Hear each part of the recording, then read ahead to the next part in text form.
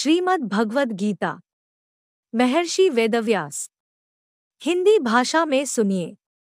अध्याय 3, कर्मयोग। अर्जुन ने कहा, हे जनार्दन, यदि आप बुद्धि को कर्म से श्रेष्ठ मानते हैं, तब फिर आप मुझे इस भीषण युद्ध में भाग लेने के लिए क्यों कहते हो?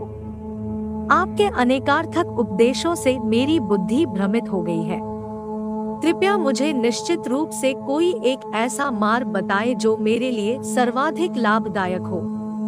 परम कृपालु भगवान ने कहा, हे निष्पाप अर्जुन, मैं पहले ही ज्ञानोदय की प्राप्ति के 2 मार्गों का वर्णन कर चुका हूँ। ज्ञानयोग उन मनुष्यों के लिए है जिनकी रुचि चिंतन में होती है, और कर्मयोग उनके लिए है जिनकी रुचि कर्म करने में होती है।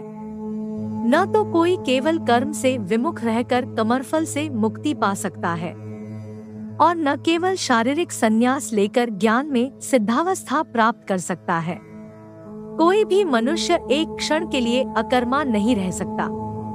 वास्तव में सभी प्राणी प्रकृति द्वारा उत्पन्न 3 गुणों के अनुसार कर्म करने के लिए विवश होते हैं, जो अपनी कर्मेंद्रियों के बाह्य घटकों को तो नियंत्रित करते हैं, लेकिन मन से इंद्रियों के विषयों का चिंतन करते हैं। वे निःसंदेह स्वयं को धोखा देते हैं और पाखंडी कहलाते हैं। हे अर्जुन, लेकिन वे कर्मयोगी जो मन से अपनी ज्ञानेंद्रियों को नियंत्रित करते हैं और कर्मेंद्रियों से बिना किसी आसक्ति के कर्म में संलग्न रहते हैं, वे वास्तव में श्रेष्ठ हैं। इसलिए तुम्हें निर्धारित वैदिक कर्म करने चाहिए, क्योंकि निष्क्रिय रहने से कर्म करना श्रेष्ठ है। कर्म का त्याग करने से तुम्हारे शरीर का भरण पोषण संभव नहीं होगा। परमात्मा के लिए यज्ञ के रूप में कर्मों का निष्पादन करना चाहिए, अन्यथा कर्म इस भौतिक संसार में बंधन का कारण बनेंगे। इसलिए हे कुंती पुत्र, भगवान के सुख के लिए और फल की आसक्ति के बिना अपने नियत कर्म करो। सृष्टि के आरंभ में ब्रह्मा ने मानव जाति को उनके नियत कर्तव्यों सहित जन्म दिया और कहा, इन यज्ञों का धूमधाम से अनुष्ठान करने पर तुम्हें सुख समृद्धि प्राप्त होगी और इनसे तुम्हें सभी वांछित वस्तुएं प्राप्त होंगी। तुम्हारे द्वारा संपन्न किए गए यज्ञों से देवता प्रसन्न होंगे और मनुष्यों और देवताओं के मध्य सहयोग के परिणाम स्वरूप सभी को सुख समृद्धि प्राप्त होगी। तुम्हारे द्वारा संपन्न यज्ञों से प्रसन्न होकर देवता जीवन निर्वाह के लिए वांछित आवश्यक वस्तुएं प्रदान करेंगे, किंतु जो प्राप्त उपहारों को उनको अर्पित किए बिना भोगते हैं, वे वास्तव में चोर हैं। आध्यात्मिक मनोवृत्ति वाले जो भक्त पहले यज्ञ में अर्पित करने के पश्चात भोजन ग्रहण करते हैं, वे सभी प्रकार के पापों से मुक्त हो जाते हैं, किंतु जो अपनी इंद्रिय तृप्ति के लिए भोजन बनाते हैं, वे वास्तव में पाप अर्जित करते हैं। सभी लोग अन्न पर निर्भर हैं, और अन्न वर्षा से उत्पन्न होता है। वर्षा यज्ञ का अनुष्ठान करने से होती है, और यज्ञ निर्धारित कर्मों का पालन करने से संपन्न होता है। वेदों में सभी जीवों के लिए कर्म निश्चित किए गए हैं, और वेद परब्रह्म भगवान से प्रकट हुए हैं। परिणाम स्वरूप सर्वव्यापक भगवान सभी यज्ञ कर्मों में नित्य व्याप्त रहते हैं। हे पार्थ, जो मनुष्य वेदों द्वारा स्थापित यज्ञ कर्म के चक्र का पालन करने के अपने दायित्व का निर्वाहन नहीं करते, वे पाप अर्जित करते हैं। वे केवल अपनी इंद्रियों की तृप्ति के लिए जीवित रहते हैं। वास्तव में उनका जीवन व्यर्थ ही है। लेकिन जो मनुष्य आत्मानंद में स्थित रहते हैं तथा जो प्रबुद्ध और पूर्णतया आत्म संतुष्ट होते हैं, उनके लिए कोई नियत कर्तव्य नहीं होता। ऐसी आत्मलीन आत्माओं को अपने कर्तव्य का पालन करने या उनसे विमुख होने से कुछ पाना या खोना नहीं होता, और न ही उन्हें अपनी निजी आवश्यकताओं की पूर्ति के लिए अन्य जीवों पर निर्भर रहने की आवश्यकता होती है। आता आसक्ति का त्याग कर अपने कार्य को कर्तव्य समझकर फल की आसक्ति के बिना निरंतर कर्म करने से ही किसी को परमात्मा की प्राप्ति होती है। राजा जनक और अन्य महापुरुषों ने अपने नियत कर्मों का पालन करते हुए सिद्धि प्राप्त की थी, इसलिए तुम्हें भी अपने कर्तव्यों का निर्वहन करते हुए समाज के कल्याण के लिए अनुकरणीय उदाहरण प्रस्तुत करना चाहिए। महापुरुष जो भी कर्म करते हैं, सामान्य जन उनका पालन करते हैं। वे जो भी आदर्श स्थापित करते हैं, सारा संसार उनका अनुसरण करता है। हे पार्थ, समस्त तीनों लोकों में मेरे लिए कोई कर्म निश्चित नहीं है। न ही मुझे किसी पदार्थन का अभाव है और न ही मुझ में कुछ पाने की अपेक्षा है, फिर भी मैं निश्चित कर्म करता हूँ। यदि मैं सावधानी पूर्वक नियत कर्म नहीं करता तो हे पार्थ, सभी लोगों ने निश्चित रूप से सभी प्रकार से मेरे मार्ग का ही अनुसरण किया होता। यदि मैं अपने निर्धारित कर्म नहीं करता तब ये सभी लोग नष्ट हो जाते और मैं संसार में उत्पन्न होने वाली अराजकता के लिए उत्तरदायी होता और इस प्रकार से मानव जाति की शांति का विनाश करने वाला कहलाता। हे भरतवंशी, जैसे अज्ञानी लोग फल की आसक्ति की कामना से कर्म करते हैं, उसी प्रकार बुद्धिमान मनुष्यों को लोगों को उचित मार्ग की ओर चलने के लिए प्रेरित करने हेतु अनासक्त रहकर कर्म करना चाहिए।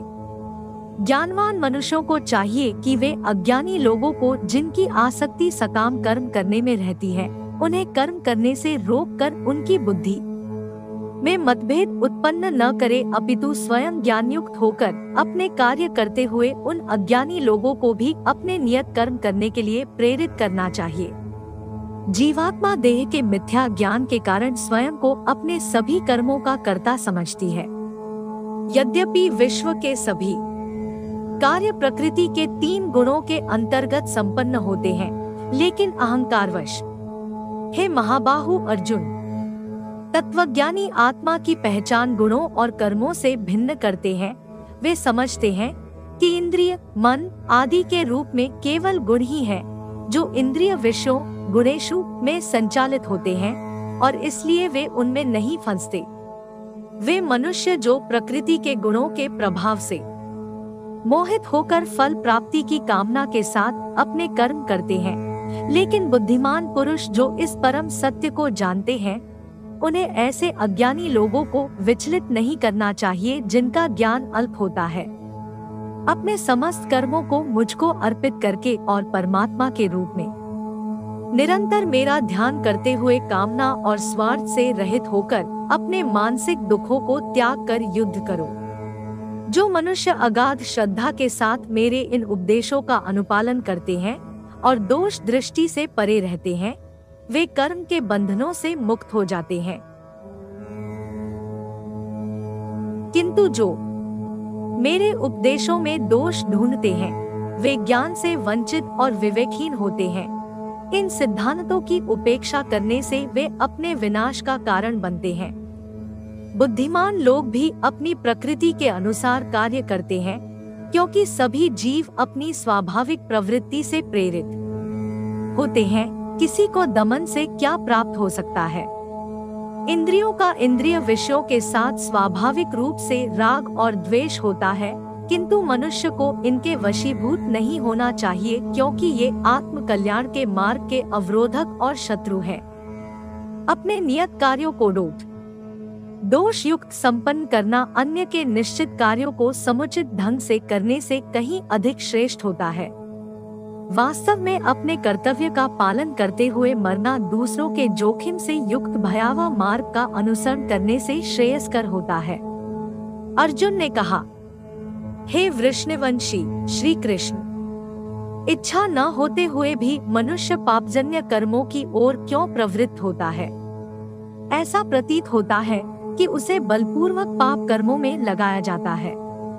परमात्मा श्री कृष्ण कहते हैं, अकेली काम वासना जो रजोगुण के संपर्क में आने से उत्पन्न होती है और बाद में क्रोध का रूप धारण कर लेती है, इसे पाप के रूप में संसार का सर्वभक्षी शत्रु समझो। जैसे अग्नि धुएं से ढकी रहती है, दर्पण धूल से आवृत रहता है तथा भ्रूण गर्भाशय से अप्रकट रहता है, उसी प्रकार से कामनाओं के कारण मनुष्य के ज्ञान पर आवरण पड़ा रहता है। हे कुंती पुत्र, इस प्रकार ज्ञानी पुरुष का ज्ञान भी अतृप्त कामना रूपी नित्य शत्रु से आच्छादित रहता है, जो कभी संतुष्ट नहीं होता और अग्नि के समान जलता रहता है। इंद्रिय, मन और बुद्धि को कामना की प्रजन भूमि कहा जाता है, जिनके द्वारा यह मनुष्य के ज्ञान को आच्छादित कर लेती है और देहधारियों को मोहित करती है। इसलिए है भरतवंशियों में श्रेष्ठ। प्रारंभ से ही इन इंद्रियों को नियंत्रण में रखकर कामना रूपी शत्रु का वध कर डालो, जो पाप का मूर्त रूप तथा ज्ञान और आत्मबोध का विनाशक है। इंद्रियां स्थूल शरीर से श्रेष्ठ है और इंद्रियों से उत्तम मन, मन से श्रेष्ठ बुद्धि और आत्मा बुद्धि से भी परे है। इस प्रकार है महाबाहु, आत्मा को लौकिक बुद्धि से श्रेष्ठ जानकर अपनी इंद्रिय, मन और बुद्धि पर संयम रखो और आत्मज्ञान द्वारा कामरूपी दुर्जय शत्रु का दमन करो।